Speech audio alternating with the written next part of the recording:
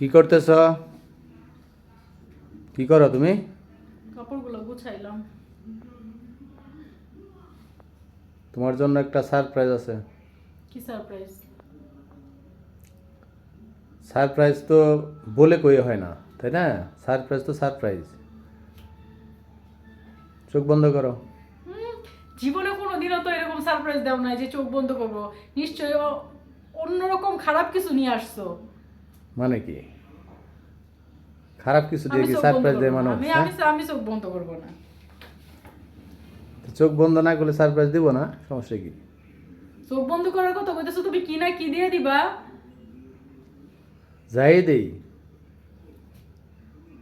অখুশি হইবা না, খুশি হইবা। আচ্ছা, তাতে দাও কি দিবা। নাও। ও, কি এটাতে? দেখো,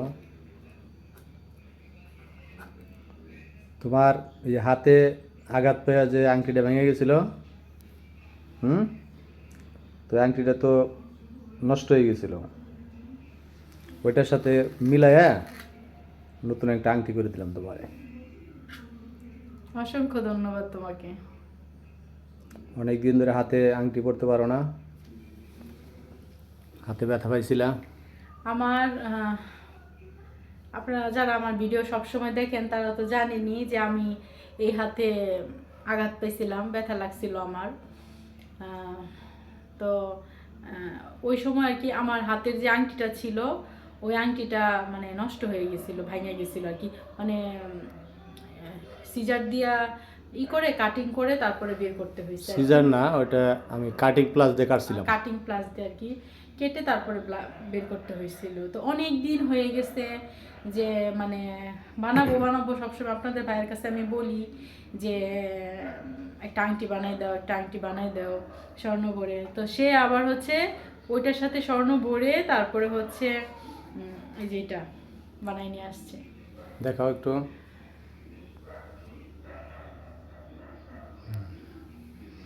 কেমন হয়েছে?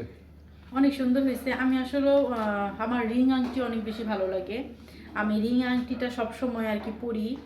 তো ওই সমস্যাটার কারণে আমার আংটিটা ভেঙে যাওয়ার কারণে আর বানানো হয় না, যেহেতু এখন স্বর্ণের অনেক দাম, এই জন্য আর কি বানানো হয় না। এমনিতে নর্মাল যে আংটিগুলো ডিজাইনের আংটি তো সবসময় পরা যায় না, কাপড়ে টাপড়ে ভাজে কাজ করতে গেলে। তো এই রিং আংটিটা আবার আমার কাছে খুব বেশি পছন্দ, যে মানে সবসময় ব্যবহার করার জন্য। তো তোমাকে অসংখ্য ধন্যবাদ যে এরকম একটা আংটি তুমি বানাই নিয়ে আসছো। প্রায় 5-6 মাস হয়ে গেছে না আংটি পরতে পারো না? 5-6 মাস হয়ে গেছে আমার এই হাতটা, মানে অনেক বছর ধরে আমি সব সময় এই হাতে আংটি পরে রাখি। প্রায় হচ্ছে 14-15 বছর ধরে এই হাতের মধ্যে আমি হচ্ছে ওই এটা আর কি রিংটা পরতাম। তো ওই রিংটা ভেঙে যাওয়ার পরে আমার হাতটা একদম খালি হয়ে গেছে। আমার কেমন যেন মানে কীরকম যেন লাগে, ভালো লাগে না। তো সবসময় জ্ঞান জ্ঞান করতে করতে ফাইনালি এই যে আমাকে বানাই দিচ্ছে। এই তো দর্শকদের একটা ভুল মেসেজ দিলা, তুমি তো একটু জ্ঞান জ্ঞান করো নাই। আমি হঠাৎ করে এনে তোমার সারপ্রাইজ দিলাম আর তুমি বলতেছো না, জ্ঞান না। জ্ঞান করতে করতে বানাই দিছি না? জ্ঞান জ্ঞান করতে করতে বানাই দিচ্ছি না, মানে আমি তোমাকে বলছি, কয়েকদিন বলছি যে আমার আংটিটা ভেঙে গেছে, আমার একটা আংটি বানাই দাও। বলছি তো তোমাকে, অনেক দিনই তো বলছি। যাই হোক, তুমি খুশি হয়েছো তো? অনেক খুশি হয়েছি, অনেক খুশি হয়েছি। তো এই যেগুলা কি করছো? আমি তো খুশি হইতে পারলাম না। এগুলা কি ঢেকে রাখছো এই কাপড় টাপড় দিয়ে, লঙ্গি টঙ্গি দিয়া? হ্যাঁ, এইটা কি রাখছি? এটা হচ্ছে বালিশ, আর কোল বালিশ, আর এটা হচ্ছে লেপ। আমি ঢেকে রাখার কারণ কি? আমি এটা তোমার হিস্টোরিটা বলি, যে এই রুমে আমরা কেউ থাকি না, এই রুমে হচ্ছে খালি থাকে এই রুমটা। তো গেস্ট আসলে এই রুমে থাকে। তো আমাদের একটা গেস্ট আসছিল, যার জন্য এটা হচ্ছে বের করা হয়েছিল, ল্যাপটা বের করা হয়েছিল। এখন কয়েকদিন পরে আবার হচ্ছে গেস্ট আসবে, গেস্ট আসতে দেখা গেছে আবার বের করতে হবে, আবার হচ্ছে প্যাকিং করতে হবে। এই জন্য আমি এটা দিয়ে ঢাইকে রাখছি, যাতে এই সাদা ইয়ের ভিতরে ময়লা না পড়ে।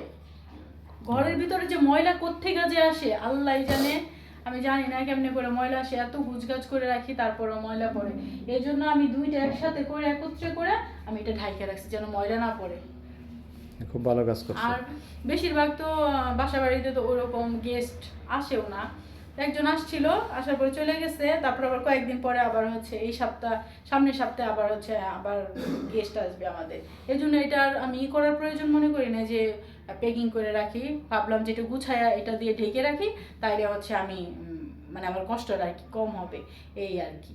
তো এটা ঢাইকে রাখছি। আমাদের তো অনেক মানে অহরহ- মোট কথা হলো ধুলাবালু যাতে না পড়ে, জন্য ঢেকে রাখছো। তো ঢাইকে রাখছি, সমস্যা কি? এটা তো অহরহ মেহমান আসে না যে এটা ঢাইকে রাখলে সমস্যা হবে। আমরা বাসায় মাত্র 3 জন মানুষ, আর এই রুমটা ফাঁকাই থাকে। এটাতে তো হচ্ছে তো ঠিক আমরা আছে, ভালো সেটাই করছো, করি। ঢেকে রাখো তাহলে এভাবে। আর এখন শীতের দিনে ধুলাবালু বেশি, ময়লা বেশি।